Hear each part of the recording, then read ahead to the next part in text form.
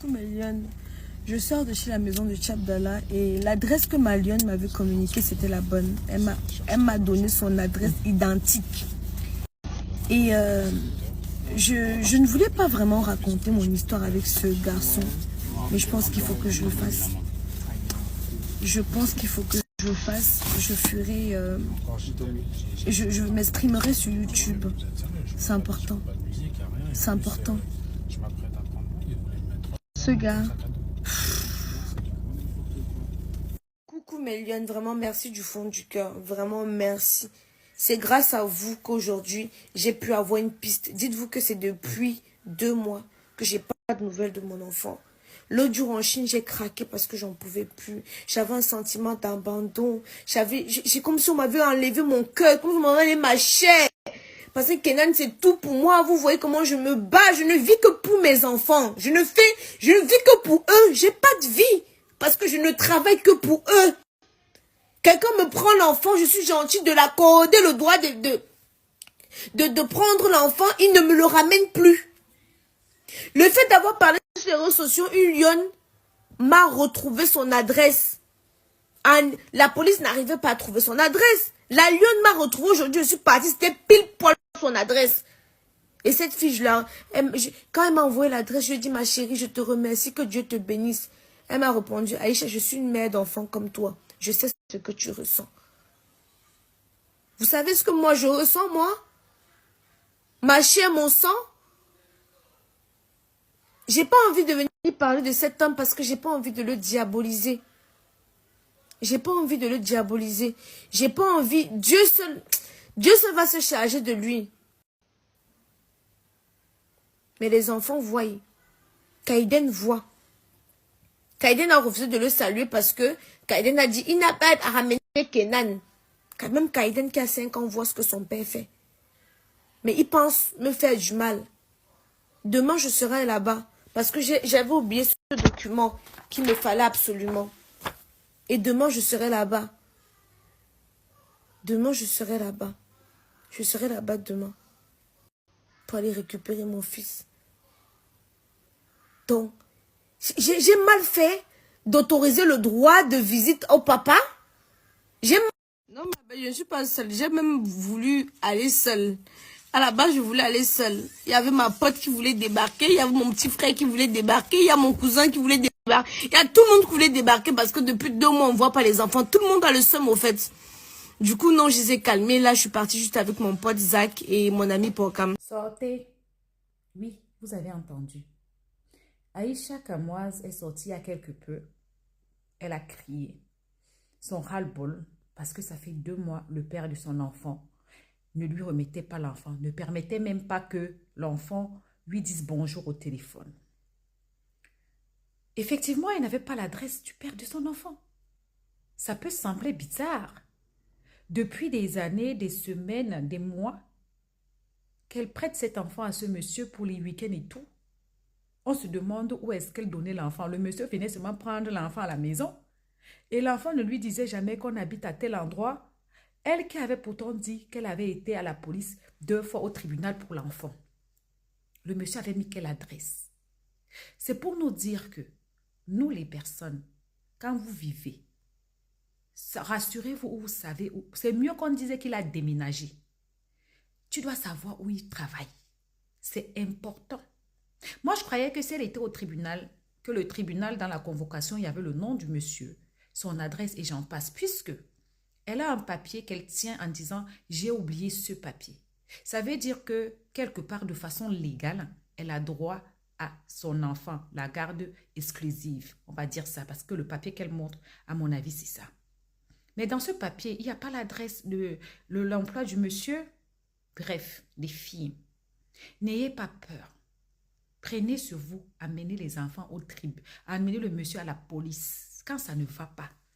Arrêtez ces histoires que non, c'est mon frère et ci et ça.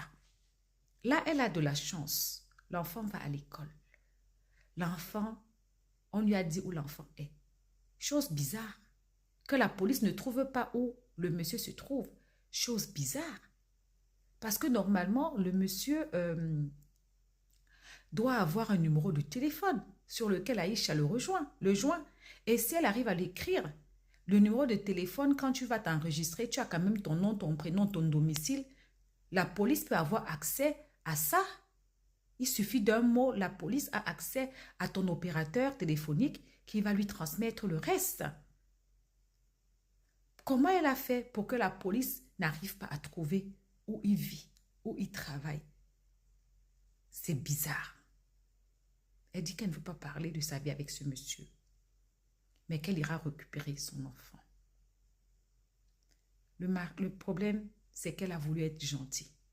Mais si Aïcha aussi n'avait pas donné son enfant, les gens allaient lui dire que, oh, toi là, toi, tu viens d'exposer l'enfant, tu gardes l'enfant toi seul, l'enfant va aller chercher son père, il faut que l'enfant ait quand même son père, si le père demande l'enfant, tout ça c'est toujours non. Tout ça c'est toujours non. Et les enfants, c'est des garçons. Il faut arrêter. Il faut arrêter de penser que l'enfant, c'est un objet qu'on peut déposer et venir reprendre. Et surtout, une fille comme Aïcha, ce n'est pas une fille à problème avec ses enfants. Je ne pense pas que si ce monsieur avait laissé Aïcha parler à ses enfants de temps en temps, Aïcha aurait pété un câble. Non. Mais vous voyez, le monde est petit. Personne ne se cache. On sait tous où ça se passe. Et si vous partez même voir la personne qui a même donné l'adresse d'Aïcha, je dis comme ça, ce n'est pas Aïcha qui a dit, hein. Ça peut être même un membre de la famille de ce chapta. Oui, ça doit être un membre de la famille de chapta qui s'est dit, ah, je suis une mère, je ne suis pas d'accord. Peut-être elle voyait l'enfant là-bas, elle se disait que l'enfant avait accès à sa mère. Mais quand elle a vu que Aïcha pleurait, elle s'est dit, ah non, là, donc l'enfant là est là-bas. Aïcha ne sait pas. Ah non, si l'enfant là est là-bas et qu'Aïcha ne sait pas, moi je suis mère, je ne peux pas laisser faire ça parce qu'à mon tour, j'aurais préféré qu'on me dise oui. Si on pas bien regardé, la lionne dont elle parle, qui a donné l'adresse exacte, n'est autre personne qu'un très proche, voire la famille de Tchabda qui pas même, qui mange, qui fait tout. Tout ça aussi, c'est ça. Oui, oui, oui. Donc, effectivement, elle a dit qu'elle a essayé de voir avec la famille du monsieur, ses frères, ses sœurs, ses oncles, des mois et des mois. Personne n'a trouvé la solution. Maintenant, comment ça va se passer? Aïcha n'enverra plus ses enfants là-bas. À force de vouloir trop gagner, on finit par tout perdre, Tchabda.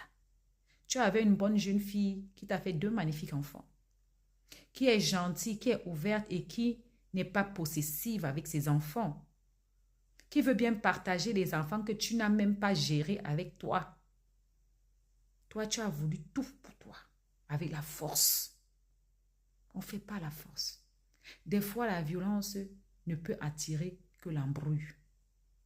Ça aurait été plus simple de lui dire, écoute, l'enfant vient d'arriver. Laisse l'enfant prendre ses aises, même 1 mois après, tu pourras appeler. C'est terrible. Quand il faut faire l'amour pour faire un enfant, là, quand il faut niasse, c'est bon. Chacun prend son pied, chacun dit n'importe quoi, chacun promet de serrer la terre, chacun est heureux, chacun est ci, chacun est ça. Une fois que la grossesse commence à pousser, d'autres prennent la poudre d'escampette, d'autres nient les grossesses, d'autres disent même que ce n'est pas ton enfant, tu ne peux pas en faire, peut-être parce qu'elle a calculé un autre gars qui est un peu plus riche. Quand maintenant l'enfant grandit, tu atterris, au lieu d'aller naïo, tu ne dis même pas merci à celle qui s'est occupée de ses enfants jusqu'aujourd'hui. Tu as la chance. Hein? On n'a qu'à se dire la vérité, Tchabda. Aïcha, c'est une dame qui se bat. On ne va pas se leurrer, elle a son handicap. Beaucoup pour moins que ça. Il y a des gens debout, 2 pieds, 2 mains, bien en forme, qui sont dans les gares, dans les trains, dans les bus, en train de commander, en train de faire la manche, en train de dire que aidez-moi. Mais Aïcha Kamoise, malgré son état d'handicap, elle ne commande pas. Elle se bat et elle se bat très très bien. Donc tu te lèves, tu pars lui prendre l'enfant. Tu espérais quoi? En plus de ça, c'est toi qui coupes les ponts. C'est toi qui ne réponds pas. Ta famille fait bizarre, mais je suis sûre, je reste convaincue que la lionne qui a donné l'adresse n'est pas une lionne ordinaire. Ça doit être quelqu'un toujours qui est dans ta famille. Oui. Parce que comme on dit, hein, ton propre hôtel qui pèse ta chaussure. Bref, Aïcha nous a dit qu'elle ira prendre le petit demain. Elle va rester avec son enfant. Je lui ai dit seulement de faire attention. Parce que ce monsieur peut aller récupérer cet enfant un jour à l'école. Et cette fois-là, il risque de le prendre et l'envoyer ailleurs. Ailleurs, hors de ce pays. Il peut même le prendre, aller même avoir Access Canada, partir avec. Donc, parce que quand quelqu'un commence à avoir pour ambition d'enlever son enfant, de faire ça, alors que vous êtes même ville, voire même département, ça veut dire que la personne peut faire pire encore. Elle est prête à tout. Elle est capable de tout. Aïcha, même si tu récupères ton enfant, garde l'esprit ouvert. Garde l'œil ouvert. Parce que cette histoire-là, ça ne fait que commencer. Tchapda n'a pas dit son dernier mot. Si tu as tout fait, tu as appelé les oncles et tout, il n'a pas cédé. Sache que ce qui va se passer, sois seulement prête. Courage à toi. Courage à toutes les femmes qui passent par là. À bisous.